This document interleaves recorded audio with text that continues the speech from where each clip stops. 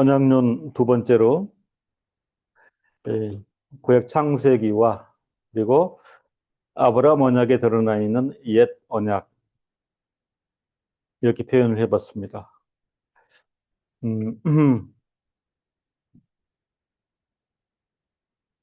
개혁주의 그 신학 내에서 언약론은 굉장히 중요한 위치를 차지하고 있고, 어, 계속해서 그 중요한 화두로 또 신학교에서 또 신학생들에게 그 지식이 전달되고 또 그 안에서는 혹 또 그 논쟁적인 부분도 있고, 저도 최근에 그 신학생분들과 또 이 사안에 대해서 그 논의를 그 계속 하고 있는 부분도 있긴 합니다. 역사적으로 그 스위스 종교 개혁의 선구자인 쯔빙글리의 제세리파와의 논쟁에서 제기된 이제 언약론의 내용이 있습니다. 논쟁이 없을 수가 없겠죠. 유아 세례의 타당성 문제를 놓고 이 쭈리히 종교 개혁 과정에서 쯔빙글리는 핵심 요소들을 언약론과 관련하여 언급하였습니다. 쯔빙글리는 언약론을 분명하게 세우기 위해 아브라함 언약을 소환하였습니다. 지극히 성경적이죠. 그죠? 어떤 그 조성된 신학의 담론이 아니고 말씀에 근거한 아브라함 언약을 근거로 펼친 것은 지극히 합당한 것입니다. 몇 가지를 언급했는데, 쩌빙글리는 언약 안에서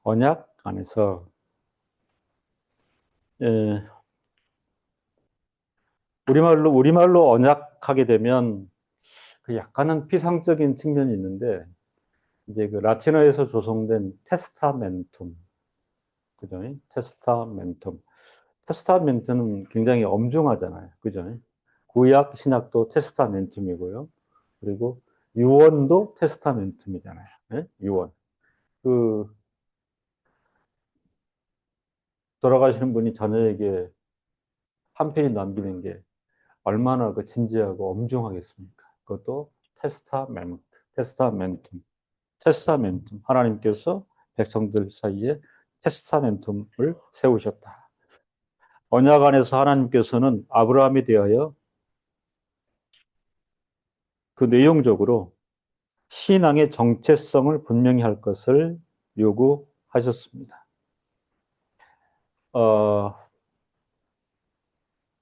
기독교 신앙에서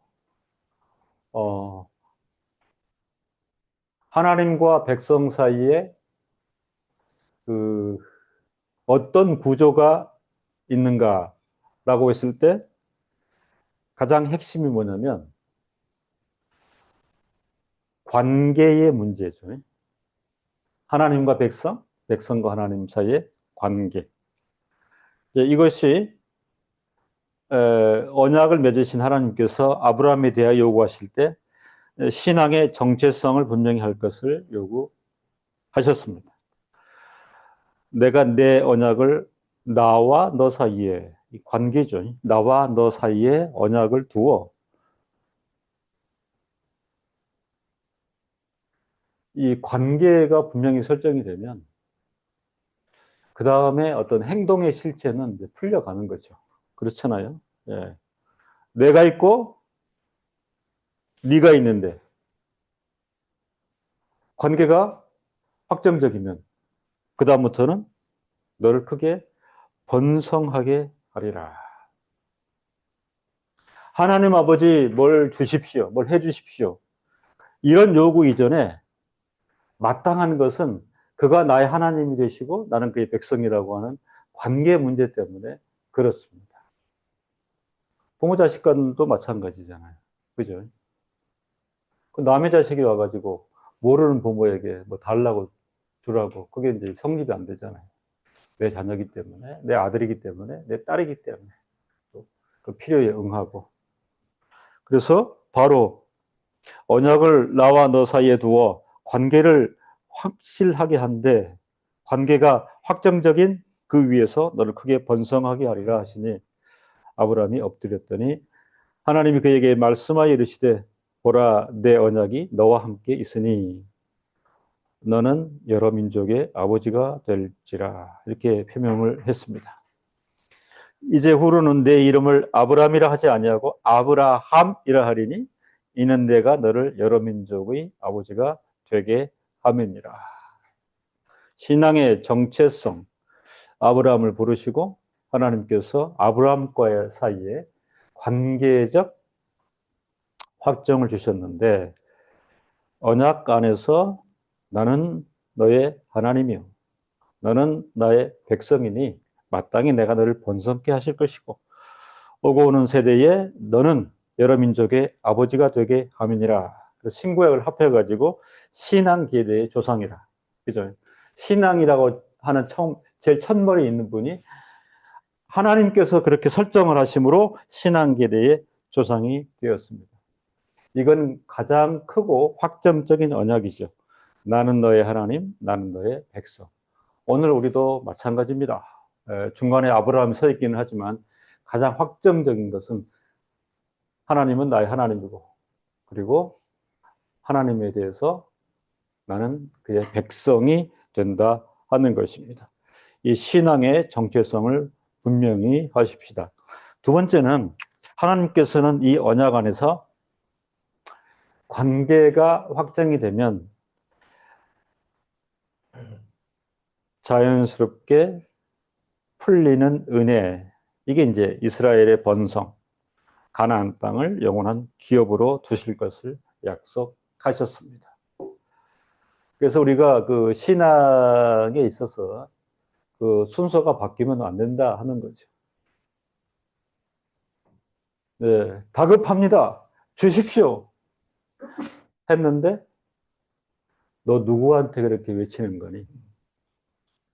어떤 대상에게?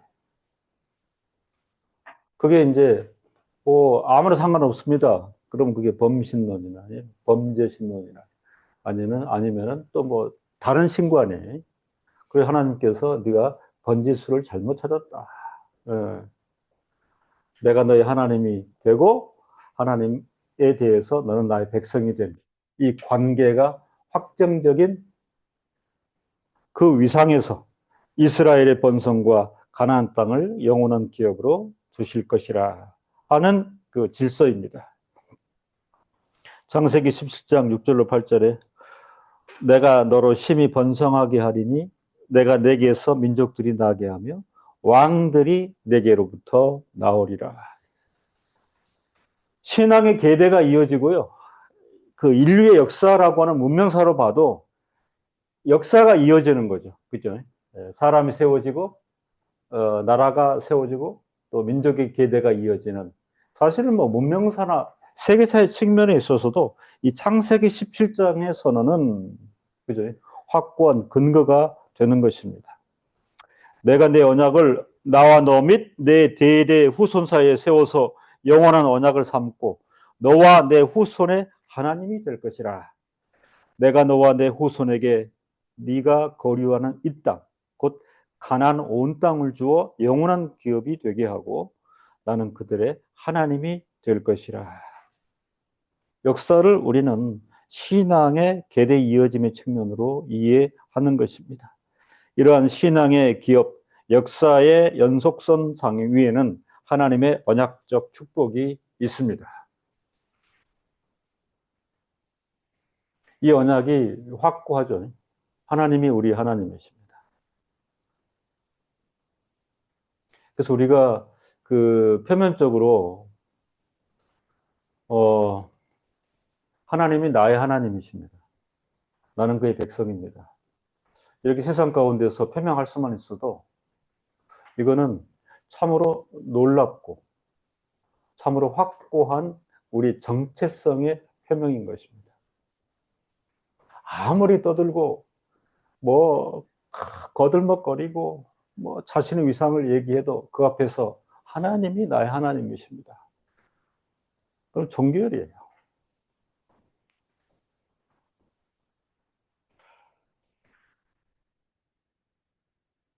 지금 우리 청년들이 있는데 이 부모님들이 아브라함을 초대로 하는 신앙 계대의 그 연속선상 위에 계시고, 그리고 신앙의 계대가 이어지는 거예요. 이게 뭐 우연적인 게 아니고 그런 그 엄중한 신앙의 정체성을 갖기를 바라고, 그리고 소원하는 것은 여러분들도 이제 신앙 안에서 결혼하고 자녀가 태어나면 아브라함의 신앙의 유산이 우리에게 이어지는 신앙 계대의 역사를 설명을 해주고, 그리고 저들이 또 그 세대에 이 신앙 계대를 잘 이어가도록 여러분들이 가꾸고 권면하고 하는 책무가 주어진 거죠. 그래서 제일 중요한 게 처음에 신앙의 정체성이라고 그랬잖아요. 그죠? 너의 정체성이 뭐냐? 단지 한국 사람이냐? 뭐 수도권에 살고 있느냐? 직업이 뭐냐? 다 부차적인 겁니다. 하나님께서 나의 아버지가 되시고 나는 그의 백성입니다. 이거야말로 놀랍고 견고한 우리 신앙의 정체성이라 그렇게 말씀을 드릴 수 있습니다. 세 번째로 쯔빙글리는 아까 그랬죠.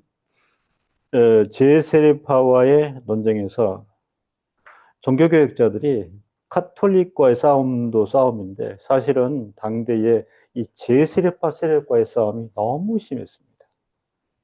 쯔빙글리는 유아 세례의 타당성을 매우 강력하게 옹호하였습니다. 이것이 아브라함 언약에서 분명히 드러납니다. 아브라함 언약에서 할례는 언약을 증거해주는 표징이었습니다.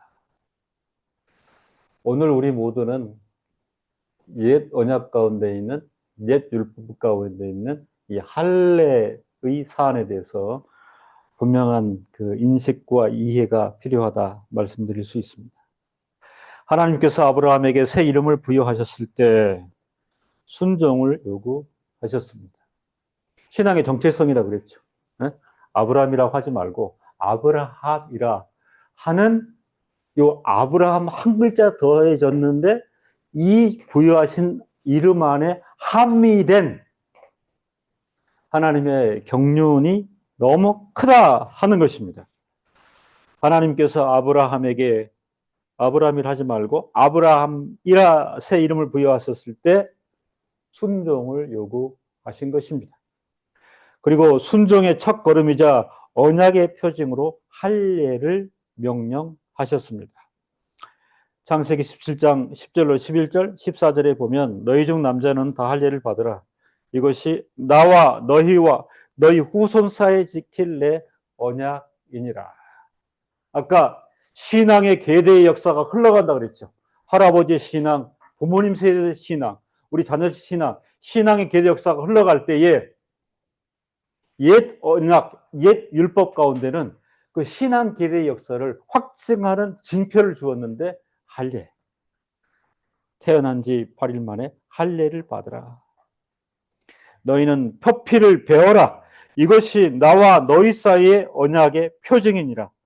할례를 받지 아니한 남자는 백성 중에서 끊어지리니 그가 내 언약을 배반하였음이니라. 할례가 무슨 대수겠습니까? 중요한 건 뭐냐면 하나님께서 신앙 계대의 역사를 확인하여 주시고 하나님이 하나님이신, 그리고 나는 그의 백성이신 이 언약의 내용이 증거로 확정되는 표징으로 주신 것이기 때문에 할례가 의미가 있는 것입니다.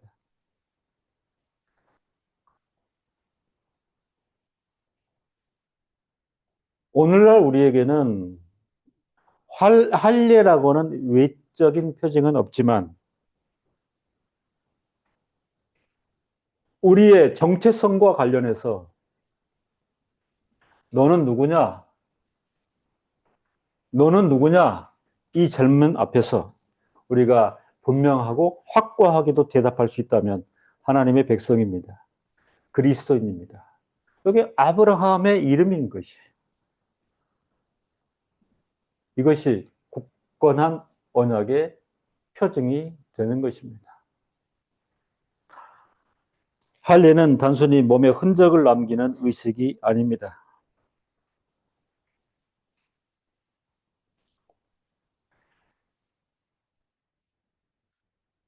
순종을 요구하셨다 그랬죠. 이것은 세상과 하나님 백성을 구별하는 중요한 표식입니다. 아브라함입니다. 하나님의 백성입니다. 그리스도인입니다. 굳건한 언약의 징표인데 세상과 하나님의 백성을 구별하는 중요한 표식입니다. 제가 이 말씀을 드려야 되겠어요. 지금 교회 가운데 있는 모든 자녀들은 유아 세례를 통과했습니다. 신분 의식 가운데 분명한 인식이 있어야 됩니다. 자칫 잘못하면 갓난 아기 때 받았기 때문에 외부에서 유아세례 받았습니까? 받았는가? 이렇게 하면 안 됩니다. 그죠? 제가 명명백백히 얘기합니다. 여러분 모두는 유아세례를 받았습니다. 구약의 옛 언약에 따지면 여러분들은 할례의 징표를 다 가지고 있습니다. 그게 뭐라고 그랬습니까? 하나님 백성과 세상서의 차별, 구별. 그 징표를 가지고 있으므로 하나님께서 마땅히 순종을 요구해요. 왜? 나의 백성이기 때문에. 칼빈 이후 개혁주의자들이 한결같이 얘기했어요. 아버지와 어머니가 하나님을 굳건히 믿는 신앙의 가정에서 태어난 아들과 딸들은 구원의 징표를 갖게 되는 것이니 하나님 백성으로서의 위상을 인정한다. 이게 유아 세례입니다. 그래서 개혁교회는 이 유아 세례에 대한 원리를 확고히 유지하기 위해서 싸우고 또 싸우고 심지어는 순교의 길을 가기도 했습니다. 여러분들이 유아세를 받았는데 유아세를 둘러싼 역사에 엄청난 사건과 일과 희생과 말씀을 지킴의 역사가 있었다는 것을 여러분들이 분명히 인식하여 여러분 신앙의 정체성을 삼기를 바랍니다. 교회의 모든 자녀들 유아 세례를 받음으로 세상과 구별되었음을 확신하십시오. 하나님의 언약의 자녀가 된 것입니다. 여러분은 놀라운 신분을 이미 획득했습니다. 오늘날 성도에게 육체의 할례는 불필요하죠. 왜요? 은혜의 언약 시대의 효력 안에 있기 때문에. 그러나 옛 언약에서 하나님께서 아브라함과 그 신앙 계대 후에게 명령하신 할례, 거기에도 큰 의미는 있다. 할례가 담고 있는 영적 의미, 순종을 요구할 때에 구별됨과 거룩함입니다. 그죠? 세상에서 막 비빔밥처럼 버무려 세상이 편승해서 파도에 휩쓸리듯 그렇게 살아갈 존재가 아니요. 그리고 세상의 온갖 방종함과 더러움과 악함을 대항하여 거룩함으로 살아야 되는 구별된 거룩함의 교훈을 확고히 하는 것입니다. 거룩한 책무가 주어졌어요. 하나님의 백성입니다. 하나님의 언약 가운데 있습니다. 할례를 받았습니다. 유아 세례를 통과했습니다. 사도 바울은 그러므로 이것을 마음의 할례라. 은혜 언약의 시대에는 마음의 할례라. 할례입니다. 마음의 할례입니다. 유아 세례를 통과했습니다. 그러면서 로마서 2장 28절로 29절에 무릇 표면적 유대인이 아니요 표면적 육신의 할례가 아니니라. 오직 이면적 유대인이며 할례는 마음에 할지니 신령에 있고 의문 율법 조문에 있지 아니한 것이라. 표면적 유대인이 유대인이 아니요 표면적 육신의 할례가 아니니라. 오직 이면적 유대인이 유대인이며 할례는 마음에 할지니 신령에 있고 의문에 있지 아니한 것이라. 마음의 할례를 받아. 그죠?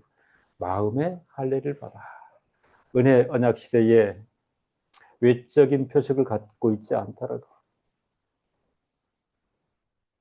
거룩한 주의 가정에 태어난 여러분들은 유아 세대를 통과하며 하나님의 언약에 참가한 언약 백성들인데, 언약 백성으로 신앙의 정체성을 누리고자 할 때에 어떤 자세가 필요합니까? 지금 사도 바울이 마음의 할례를 받아 모든 더러운 마음을 씻고 추악한 것들을 제거하고 영으로 하나님을 섬기며 그리스도 예수 안에서 기뻐하며 육체를 신뢰하지 않는 사람이, 이 사람이 이면적 유대인이에요. 참된 유대인.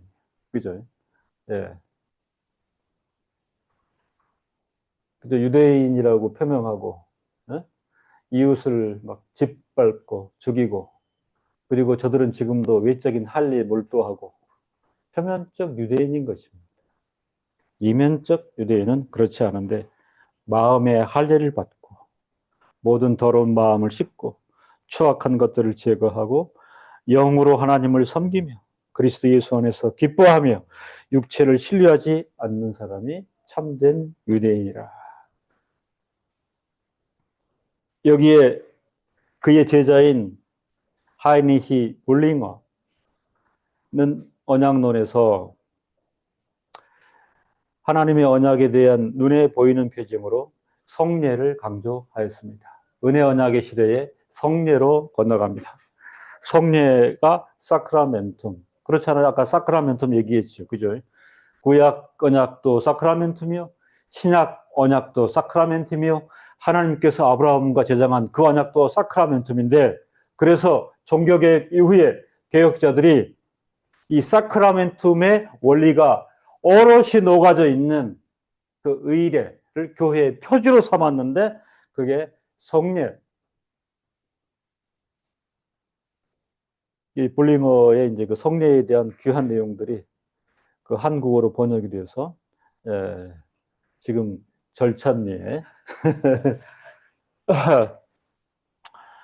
소비가 되고 있는 것은 참으로 감사할 일입니다. 이 하이니히 블링어는 하나님께서 죄인이며 죽음을 피할 수 없는 사람들과 맺으신 언약, 옛 언약. 그렇죠. 그때 사람들의 그 형편은 원죄와 자범죄로 얼룩져 있어서 심판과 판단을 받고 죽을 수밖에 없는 그러한 죄인이며 죽음을 피할 수 없는 사람들과 맺으신 언약, 옛 언약과 그 다음에 임마누엘, 그죠? 하나님 우리와 함께 하신다라는 이름을 지닌 그리스도께서 오시는 것.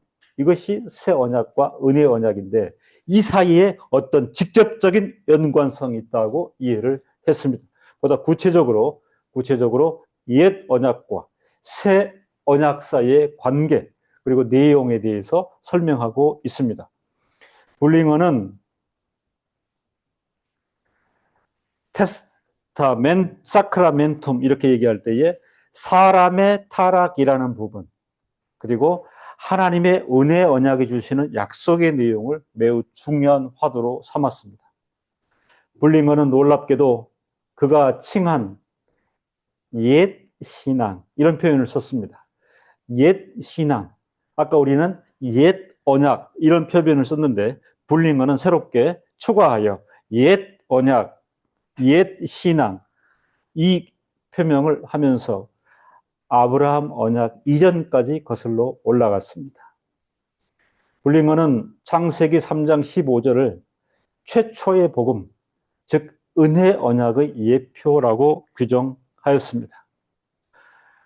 창세기 3장 15절의 내용이 이것이야말로 최초의 복음이요, 옛 언약과 옛 신앙과 임마누엘로 오시는 그리스도의 표상, 은혜 언약의 예표라고 규정하였습니다. 이렇게 보면 언약의 통일성이라는 측면을 불링어는 지극히 구체적으로 정확하게 표명하였다. 신구약의 통일성이라고도 표명할 수 있겠습니다. 이 부분에 대해서 개혁자 블링컨은 아주 구체적으로 표명을 하였죠. 창세기 3장 15절은 내가 너로 여자와 원수가 되게 하고 너의 후손도 여자의 후손과 원수가 되게 하리니 여자의 후손은 네 머리를 상하게 할 것이요 너는 그의 발꿈치를 상하게 할 것이니라 하시고 이것을 최초의 복음이요 은혜 언약의 예표라 이렇게 정확하게 해석해 주었습니다. 타락 이후에 하나님께서 뱀, 사단 마귀에게 하신 예언의 내용인데요. 이것은 예수 그리스도의 투쟁과 승리 그리고 구속 사역에 있어서의 첫 예표, 최초의 복음, 은혜 언약의 예표가 된다고 블링컨은 설명해 주고 있습니다. 여호와 하나님의 옛 언약이 언급하는 복음에 의거하여 옛 언약이 언급하는 복음에 의거하여 이 블링컨의 굉장히 구체적이고 그리고 확고한 표명인데 옛 언약이 언급하는 복음. 그래서 아까 얘기했지 않습니까? 그죠? 창세기 3장 15절을 최초의 복음이다. 은혜 언약의 예표라. 그래서 본격적으로 하이니히 블링컨가 여호와 하나님의 옛 언약 안에 이미 복음이 오롯이 들어있는데 이것 때문에 족장들 역시 아브라함 이후 오고 오는 신앙의 계대 족장들 역시 그리스도 안에서 믿는 믿음으로 구원을 받았다. 이렇게 규정하고 있습니다.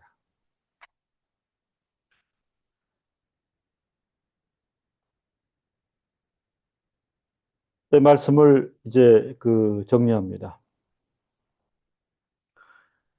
성육신하신 예수 그리스도는 공생의 기간 동안 치열하게 사탄 마귀의 권세와 대항하여 싸우셨습니다. 사탄 마귀의 권세가 뭡니까? 우리가 한번 잘 정리를 해봅시다. 세상 가운데 죄를 불어넣습니다. 사람들을 미혹으로 죄 가운데로 이끌어 실족해 합니다. 사는 동안 내내 사람의 마음을 죄로 요동치게 하고 온갖 범죄에 참여하게 합니다. 이게 사탄 마귀 죄의 권세입니다. 이것 때문에 세상은 죄와 전쟁의 진흙탕이 더욱 돼가고 있고 사람들은 육체적인 만족과 본능대로 사는 것에 힘쓰고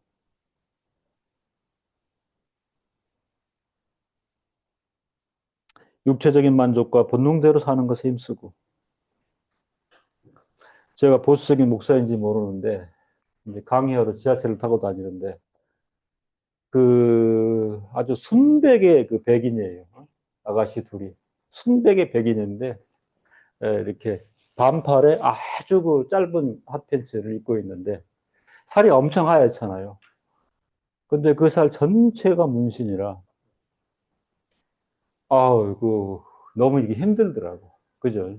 예. 저렇게 하나님께서 주신 저 몸에 예. 얼굴도 예뻐요. 전신을 그렇게 사람들을 육체적인 만족과 본능대로 살게 하고 그리고 더욱 무서운 것은 어떤 방법을 강구해서라도 사람들에게 하나님을 믿는 믿음으로부터 멀어지게 온갖 이유와 사유와 근거를 들어서 하나님으로부터 멀어지게 끊임없이 방탕과 무력함에 빠뜨리는 주체 사탄 마귀입니다. 성육신하신 예수 그리스도는 이런 사탄 마귀의 권세에 대항하여 싸우셨고 최종적으로 자기 백성의 죄와 허물을 인하여 십자가에 달려 희생하심으로 죄의 근 권세를 이기고 극복하셨습니다. 옛 언약에 그죠?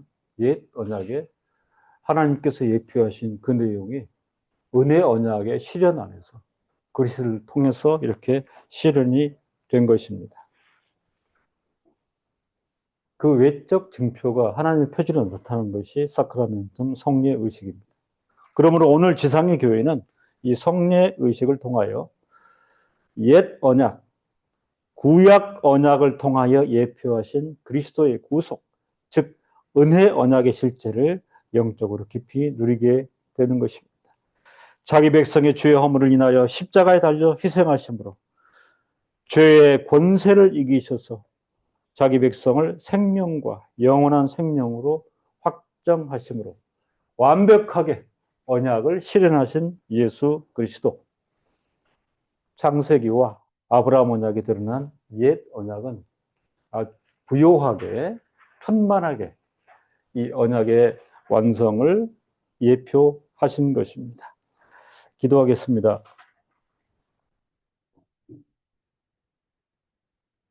신학적으로는 언약론으로 규정되나 구약과 신약 성경을 통해서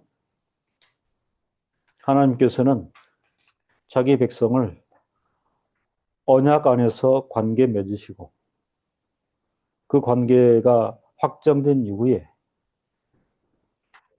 그들이 살아가는 문화와 문명, 삶의 모든 형편 또한 그 관계에 매여 있음을 약속하십니다. 결정적으로는 원죄와 자범죄에 묶여 있어 심판과 저주와 사망에 이를 수밖에 없는 사람들 가운데 택하신 자기 백성을 풀어내시고 예수 그리스도의 희생과 구속을 통하여 대속해 하시고 그러므로 하나님께서 자기 백성에게 영원하게 약속하신 자기 백성의 구원과 영생을 지키시고 확정하심을 확인합니다. 하나님 아버지, 은혜 언약 가운데 있는 하나님의 백성들로서는 우리 신앙의 정체성을 분명하며 하나님께서는 나의 하나님이시고 나는 그에 대해서 백성이 된 이 언약 관계를 분명히 하므로 이 언약 아래 하나님께서는 우리 생애 동안 모든 영역, 모든 상황에서 신실하게 지키심을 분명히 믿고 그러므로 순종의 요구, 구별됨과 거룩함의 길을 갈 수 있도록 계속하여 성령 하나님께서 우리의 심령을 감동 감화해 주시기를 간절히 소원합니다. 예수님의 이름으로 기도드립니다. 아멘.